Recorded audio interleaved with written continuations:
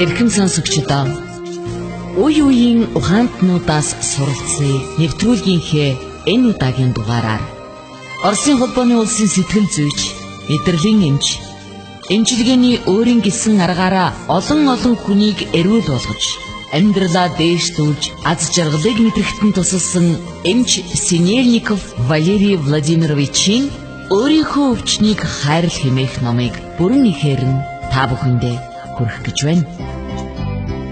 Орос хэлнээс хөрвүүлсэн хууль зүйн ухааны магистр, хуульч Хандма мөн энэ номыг бидэнтэй хамт та бүхэндээ сонирдуулж байгаа юм. Синельников өмнөх үгдээ бичгтээ энэ ном бол миний оюутан байхаас эхэлсэн судалгааны үр дүн юм а. Хүний биед өвчин үүсдэг шалтгааныг мэдэж, өөрийнхөө өвчнийг эмийн тусал цаагүй эдгээхэд энэ ном та бүхэнд туслана. Ингээд энэ номонд өгүүлсэнийг туйлын үнэн гэж та бүхэн хүлээж авах хэрэггүй. Номын аль нэг хэсгийг хүлээн зөвшөөрөхгүй байж болно. Гэхдээ энэ аргыг өөртөө туслах загвар, зэвсэг гэж хүлээн аваарай. Мэдээж танаас өөр таны зовлон бэрхшээлийг хамгийн сайн ойлгох хинч байхгүй шүү дээ гэж бичсэн байна. За ингээд өөрийнхөө өвчнийг хайрлах хэмээх энэ номыг та бүхэн маань анхааралтай сонсож, Хандмагийн хэлснээр аз жаргалтай эрүүл амьдрах боломжоо нэмэгдүүлж, их дэлхийгээ энх тайван амар амгалан үрд оршин байлгахын төлөө амьдарцгаая. Та бүхэн номоо тухтай сууж анхааралтай сонсноо. 2 дугаар ном. Үргэлжлэл. Номын энэ хэсэгт хүний альва өвчин ямар шалтгаанаас үүсдгийг харуулахыг хичээлээ. Үүнийг өөрийнхөө дотоод шалтгааныг олоход ашиглаж, өөртөө ажиллахдаа хэрэглээрэй.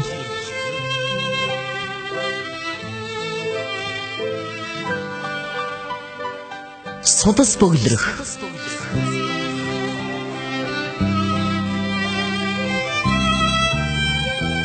Судас бөглөрөх үед судсанд цус өтгөрснөөс цусны эргэлт саатдаг.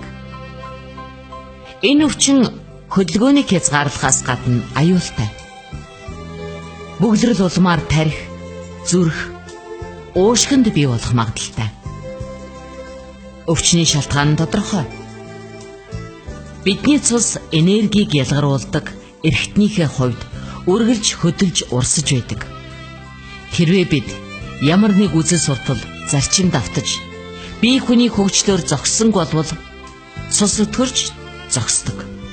Энэ өвчний үед ертөнцийг үзэх үзлийнхээ хөлийг тодорхойлж, түүнийг тэлж өргөсгөх хэрэгтэй.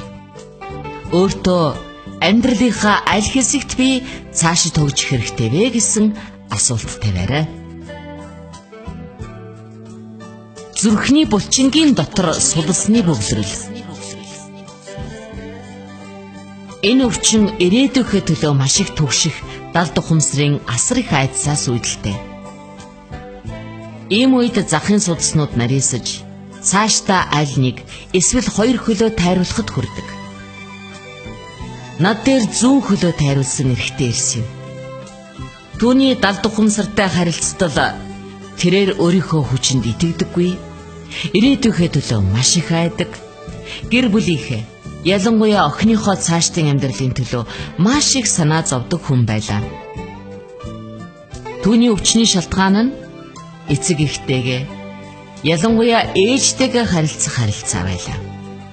Яг тэгвэл түүний далд ухамсарын гүнд эцэг эхийнхээ өөрийнхөө ирээдүйг хангаж өгч чадаагүйд гомдол хадгалагдсан байлаа. Та төсөөлдөө. Манай ээж аав анх гэр бүл болохдоо л юутай байсан? Бүх насаараа хөдөлмөрлсөн хэрнээ өтлөгтөө тэрл юмтайгаа өтөлсөн. Яста гомдмоор. Би бүх юмыг тгээс эхэлж бий болгосон шүү дээ гэж надад ярьсан юм. Энэ үгийг сонсоод эцэг эхийгээ хүндэл гэдэг чухал үгийг би санаж үлээ. Цус багдах буюу анеми. Би цус багдалтай хүн амьдралдаа аз жаргалаар дутагдж байдгийг олж харсан. Хожим номноос цус амьдралыг тэтгдэг гэдгийг олж уншаад миний таамаг батлагдлаа гэж бодж илээ. Таны амьдралын ямар хүрээнд аз жаргал алга байна уу? Ажил уу? Мөнгө үү? Харилцаа юу? Үүний хариултыг олж зөв шийд гаргаарай. Магадгүй таны хуучин гомдол, өөрийгөө бусдаас дутууд тооцох бодол, альва аз жаргалыг мэдрэхэд таних юм. Түүнээсээ өөрийгөө чөлөөл. Цус багталтай. Түүнээсээ өөрийгөө чөлөөл. Цус багталтай нэгэн өвчтөн надад байшин, машин, мөнгө бүх юм байна. Гэхдээ амьдрал минь аз жаргалаар дутж байна гэж хэлсэн юм. Тийм бүх юмтай адил жарахад нь юу саад болоод байна? Ямар нэг чухал юм байхгүй юм болов уу? Харин тийм ээ. Надад хайр алга. Нөхрөөсөө би хайр мэдэрдэггүй. Би ч түнд хайргүй. Ажил маань хэдийгээр мөнгө сайн төлдөгч ажилдаа би бас дургүй гэж бүсгүй хариулсан. Тунгалгийн булчирхай, лимфа. Тунгалгийн булчирхайн систем нь цустай нягт холбоотой. Ийм учраас энэ системийн өвчин амьдралын хамгийн чухал зүйл болох хайр, аз жаргалд анхаарлаа хандуулаа гэсэн дохио болдог. Тунгалгийн булчирхайн олон зангилааны үрвсэл. Ийм өвчин ихэнхдээ хүүхдэд тусдаг. Энэ нь эцэг их үр хүүхдийн амьдралаас хайр, аз жаргал алга болж байгааг хэлсэн дохио юм.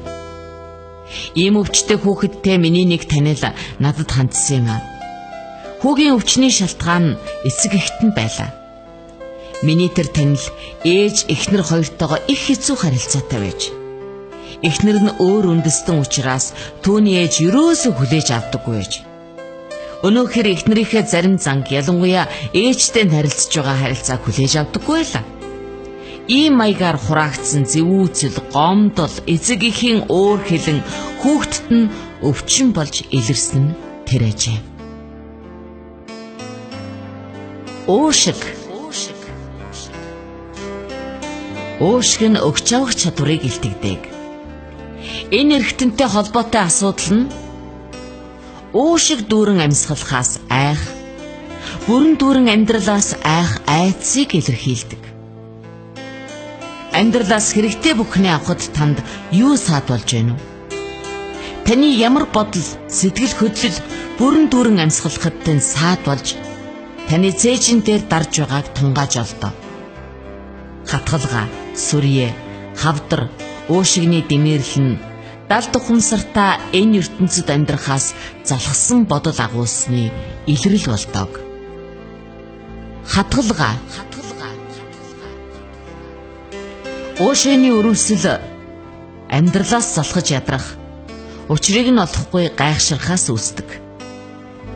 Таны сэтгэл хөдлөлийн шар хуримтлагдсаар гэтэл та идэх боломж өгөхгүй л байна гэсэн үг.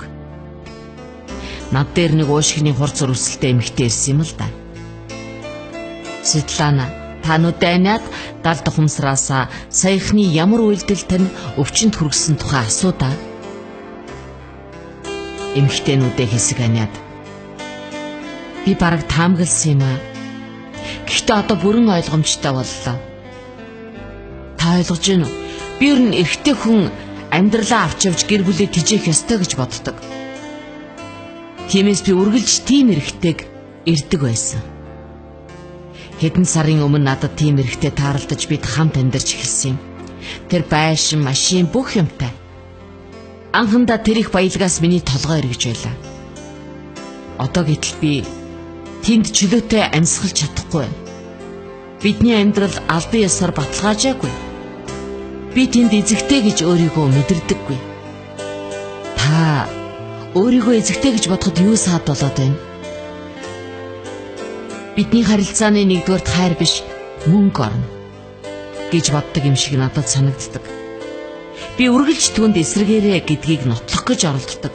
Тэхийн тулд би өөрөө маш их ажиллаж мөнгө олдог. Одоо миний хүч бүр дуусаад би маш их ядарч байна гэж ярьж үлээ.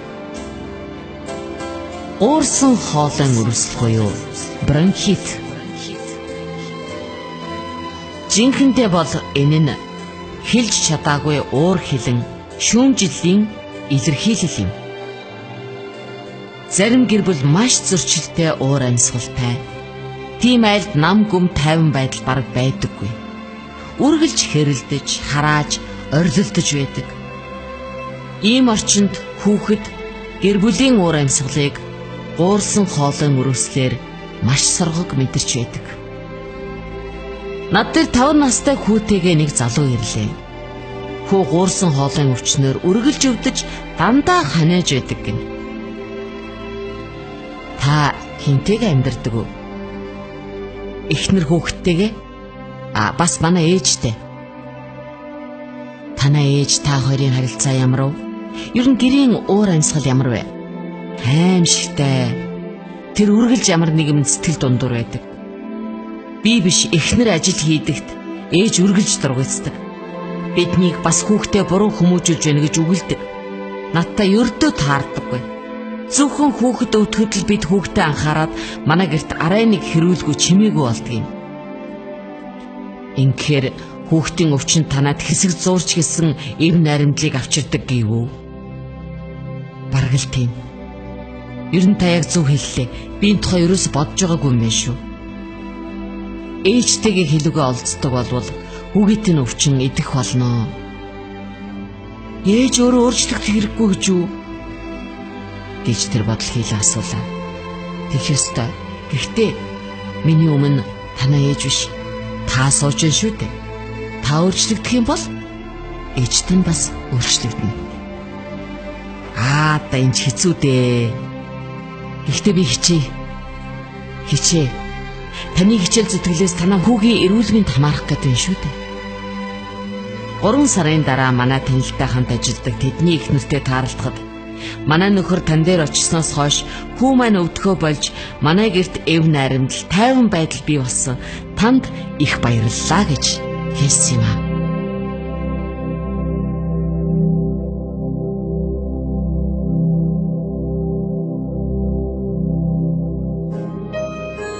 Эрхэм сонсогч та бүхэн Оросын холбооны улсын сэтгэл зүйч мэдрэлийн эмч Синельников Валерий Владимировичийн өөрийнхөө өвчнийг хайрал хэмээх номыг бүрэн ихээр нь сонсож байна. Энэ номонд Бурхан, ертөнц, дээд ухамсар, үнэн байдал, хүч, бодит байдал, дэлхий зэрэг үгийг их ашигласан байгаа. Энэ олон нэрээр хүмүүс бидний дотор байдаг. ертөнцийн ноёрхдог нууцлаг, онцлог шиг авгаа хүчийг бэлэрлсэн юм. Хэрвээ та шүтлэгтэй бол Бурхан гэсэн үгийг ашиглаж болно. Харин та шашингүй үзлээр хүмүүжсэн бол хүч, энерги, үнэн байдал гэсэн үгийг хэрэглэнэ үстэй хэмээн Синельников энэ номонд өгүүлсэн байдаг юм аа. Амьдралаа эрч хүчээр, итгэл, найдвар, эрүүл мэндээр дүүргэх хүсэлтэй хэн бүхэн энэ номыг анхааралтай сонсоорой. Үргэлжлэл би Радио FM 107.1